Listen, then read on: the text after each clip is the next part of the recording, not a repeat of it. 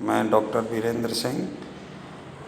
हम पढ़ रहे हैं विश्व का इतिहास। विश्व के इतिहास में हम जर्मनी के एकीकरण के बारे में अध्ययन कर रहे हैं। जर्मनी के एकीकरण में अभी इससे पहले वाले वीडियो में हमने बिस्मार्क के प्रारंभिक जीवन के बारे में जानकारी प्राप्त की। अब हम देखते हैं जर्मनी के एकीकरण के लिए बिस्मार्क ने क्या क्या कदम उठाए। बिस्मार्क ने जर्मनी के एकीकरण के लिए 3 प्रमुख युद्ध किए। पहला डेनमार्क के साथ युद्ध किया, दूसरा ऑस्ट्रिया के साथ किया और तीसरा फ्रांस के साथ युद्ध किया। सबसे पहले हम डेनमार्क के साथ युद्ध का अध्ययन करेंगे, जिसमें देखेंगे कि डेनमार्क के साथ युद्ध के क्या कारण थे, इस युद्ध के क्या परिणाम निकले और कौन से राज्य जर्मनी यानी प्रशा को प्राप्त हुए। तो हम देखते हैं कि डेनमार्क के साथ युद्ध 1864 में हुआ। 1864 ईस्वी में बिस्मार्क के डेनमार्क के साथ पहले युद्ध करने के 2 प्रमुख कारण थे। नंबर 1, वह प्रशा की सैन्य क्षमता का आकलन करना चाहता था। दूसरा, डेनमार्क के साथ युद्ध करने से बिस्मार्क ऑस्ट्रिया के विरुद्ध युद्ध का बहाना मिल सकता था।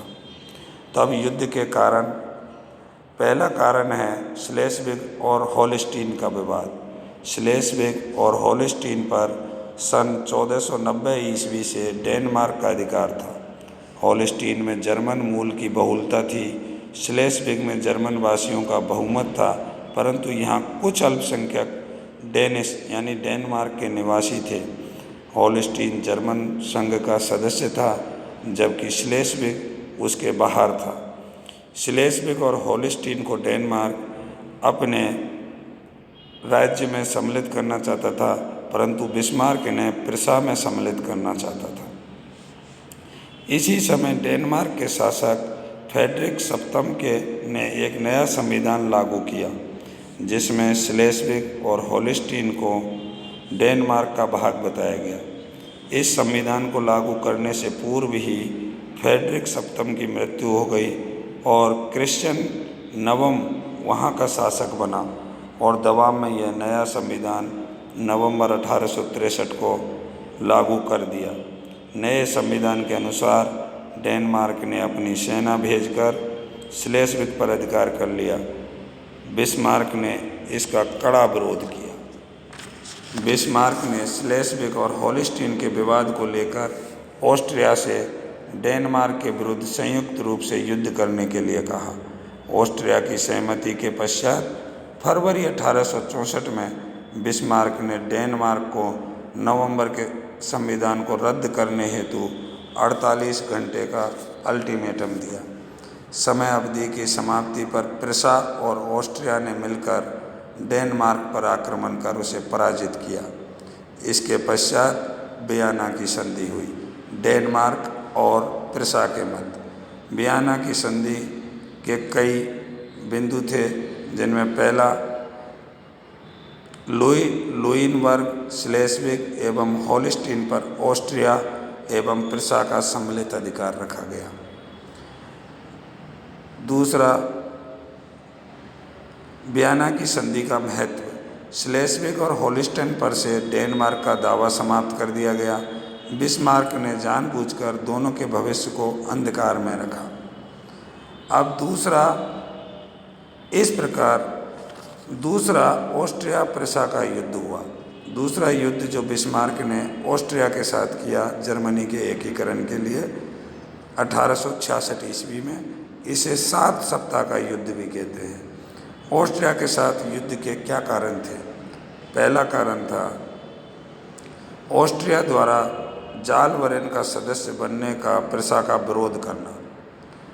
जालवरेन एक व्यापारियों की यूनियन थी जो प्रशा की अध्यक्षता में बनी थी। इसका उद्देश्य सदस्य राज्यों के आर्थिक हितों की रक्षा करना था। 1818 तक प्रशा में 67 चुंगी क्षेत्र थे। 1818 में वहाँ चुंगी सुधार कानून लागू हुए, जिसके तहत चुंगी क्षेत्रों को समाप्त कर केवल 2 ही स्थानों पर चुंगी कर लागू करने की व्यवस्था की। प्रशा की अध्यक्षता में एक चुंगी यूनियन बना, जिसे जालवरेन कहा गया। इस संस्था का जर्मन राज्यों को सदस्य बनाया गया। इसका उद्देश्य सदस्य राज्यों के आर्थिक हितों की रक्षा करना था। ऑस्ट्रिया जालवरेन का सदस्य बनना चाहता था, परंतु पिरसा ने इसका विरोध किया। बिस्मार्क ने ऑस्ट्रिया को दूर रखने हेतु जालवरेन में कर मुक्त व्यापार की नीति लागू कर फ्रांस के साथ व्यापारिक संबंध कायम किए। दूसरा कारण स्लेस्विग और होल्स्टीन का विवाद। बिस्मार्क ने जानबूझकर इनके भविष्य को अंधकार में रखा। ऑस्ट्रिया ने होल्स्टीन पर जर्मन संघ का सदस्य होने के कारण अपना दावा किया। बिस्मार्क ने इसका विरोध किया क्योंकि वियना संधि के तहत इन पर सामूहिक अधिकार था। होल्स्टीन में जर्मन संघ द्वारा भी बिस्मार्क ने यह कहते हुए विरोध किया। इस विवाद को सुलझाने हेतु ऑस्ट्रिया ने लोअर सिज़केसिया के बदले में स्लेस्विग एवं होल्स्टीन पिरसा को देने का प्रस्ताव रखा। बिस्मार्क ने इस प्रस्ताव को ठुकरा दिया। ऑस्ट्रिया और पिरसा ने इन दोनों राज्यों के विवाद को सुलझाने हेतु एक समझौता किया, जिसे गैस्टीन का समझौता कहते हैं। इस गैस्टीन के समझौते में कुछ के जो प्रमुख प्रावधान थे वो इस प्रकार हैं। नंबर 1, इसके अनुसार लुइनबर्ग का राज्य पिरसा को दिया। स्लेस्विग पर पिरसा का प्रशासनिक अधिकार होगा और होल्स्टीन पर ऑस्ट्रिया का प्रशासनिक अधिकार रहेगा। इस प्रकार युद्ध से पूर्व में अब ऑस्ट्रिया से युद्ध से पूर्व बिस्मार्क ने अपनी कूटनीति का परिचय दिया और इस कूटनीति के द्वारा उसने विभिन्न यूरोपियन राष्ट्रों के साथ अपनी नीति अपनाई। जैसे सबसे पहले हम देखते हैं इंग्लैंड के साथ। बिस्मार्क ने कर मुक्त व्यापारिक नीति लागू कर इंग्लैंड की सहानुभूति प्राप्त की। इंग्लैंड भी जर्मनी के एकीकरण के पक्ष में था। वह दूसरी ओर ऑस्ट्रिया की हंगरी एवं बोहेमिया में दमनकारी नीति का विरोधी था। इस प्रकार बिस्मार्क ने ऑस्ट्रिया के विरुद्ध युद्ध में इंग्लैंड की तटस्थता निश्चित की। दूसरा, बिस्मार्क ने अपनी कूटनीति रूस के साथ संबंध बनाए। 1863 में पोलैंड के विद्रोह के समय बिस्मार्क ने रूस के सहयोग का वादा किया। इससे रूस की पिरसा के प्रति सहानुभूति थी तथा बिस्मार्क वहाँ राजदूत भी रह चुका था। दूसरी ओर क्रीमिया युद्ध में सहयोग न देने के कारण वह ऑस्ट्रिया से नाराज था।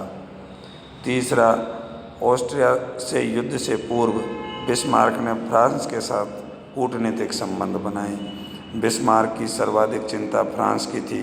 फ्रांस के दृष्टिकोण में ऑस्ट्रिया एवं पिरसा के बीच युद्ध फ्रांस के हित में था। इसके अनुसार दोनों के बीच लंबे समय तक युद्ध होने पर बीच युद्ध में हस्तक्षेप कर दोनों को अपनी शर्तें मनाने हेतु मजबूर कर स्वयं राजनीतिक विजेता बन सकता था। परंतु बिस्मार्क कूटनीति में नेपोलियन तृतीय से कहीं ज़्यादा था।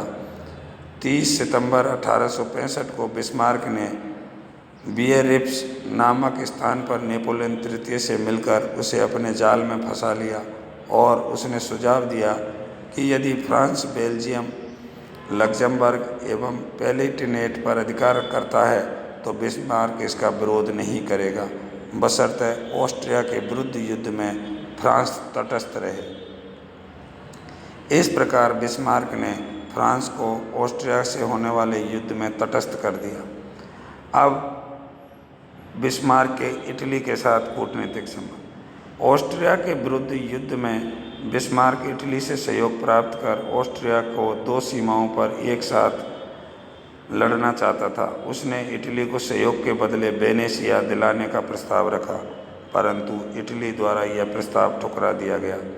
उसने वेनेशिया को 100 मिलियन लायर में खरीदने के प्रस्ताव को ऑस्ट्रिया द्वारा ठुकराए जाने पर वह बिस्मार्क के साथ युद्ध के लिए राजी हुआ और 8 अप्रैल 1866 को यह समझौता हुआ, जिसके अनुसार यदि जर्मन संघ में सुधारों को लेकर 3 महीने में ऑस्ट्रिया के साथ युद्ध होता है तो इटली पिरसा के साथ सहयोग करेगा तथा दोनों पृथक संधि नहीं करेंगे। अब इसी बिस्मार्क ने इटली के साथ समझौता करने के पश्चात दो महत्वपूर्ण कदम उठाए।